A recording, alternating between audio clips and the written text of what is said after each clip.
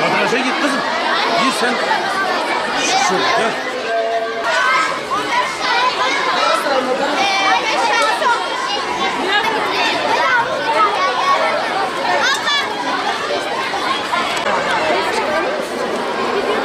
Öyle dedin ya.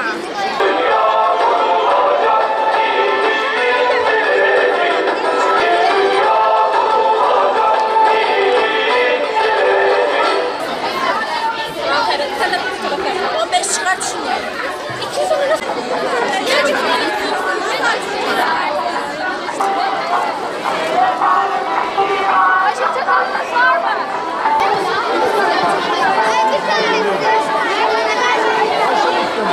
Tanesi 10 lira böyle bir 10 lira. Alayım. Vereyim abi hemen şöyle. Kolay gelsin. Sağ olun. Yemeklerinize sağlık. Hep beraber kenetlendik. Çocuklarımızla birlikte. Öncelikle bugün Fatma Zehra İmam Hatip Anadolu Lisemizdeyiz. Bugün burada bakanlığımızın, Milli Eğitim Bakanlığımızın Türkiye genelinde yapmış olduğu Filistin'e destek amaçlı kermeslerimizin bir örneğini bu okulumuzda bugün gerçekleştiriyoruz. Biliyorsunuz Filistin'in bizim kardeşlerimizin yaşadığı bir ülke. Bu ülkede 2 yıldır yaklaşık bir soykırım uygulanmaktadır. Oradaki kardeşlerimiz, öğrencilerimiz, oradaki vatandaşlarımız ki şöyle söyleyeyim, günde yaklaşık 52 çocuğumuzu kaybediyoruz o Filistin'de. Kısmi olarak barış sağlanmış olsa da orada yıllar boyu sürecek bir soykırımın acısı, psikolojik etkileri devam edecek.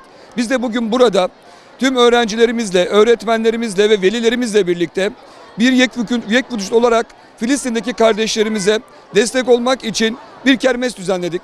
Bu kermesimiz de bugün birlik, beraberlik içerisinde bu dünyaya yayılan bu soykırımın tüm etkileriyle bilinmesi için bugün burada bu birlikteliği, beraberliği sağlamış bulunmaktayız.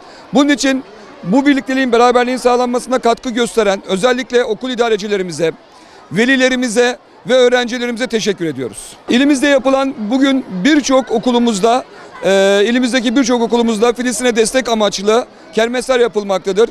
Bunların hepsi toplanarak Filistin'e karınca destek olmaya çalışacağız. Bizler de bu kardeşlerimizin emeklerinin üzerine katarak hepsini birlikte Filistin'e bir nebze destek olsun diye göndermiş olacağız. Bu bizim bir farkındalık etkinliğimizdir. Burada bir ülkede uygulanan soykırımın tüm dünya tarafından bilinmesi amaçlıdır. Kardeşlerimize destek olma amaçlıdır. Bizim burada hiçbir karımız, hiçbir şeyimiz, tek karımız kardeşlerimizle birlikte olduğumuzu bildirmektir. Kesinlikle herkesin Filistin'e sahip çıkması lazım. Bunun dünya karşısında duruyor. Biz de bu soykırımın, bu insanlık dışı davranışın karşısındayız. Bunun için de tek vücut hep beraber birlikte hareket ediyoruz.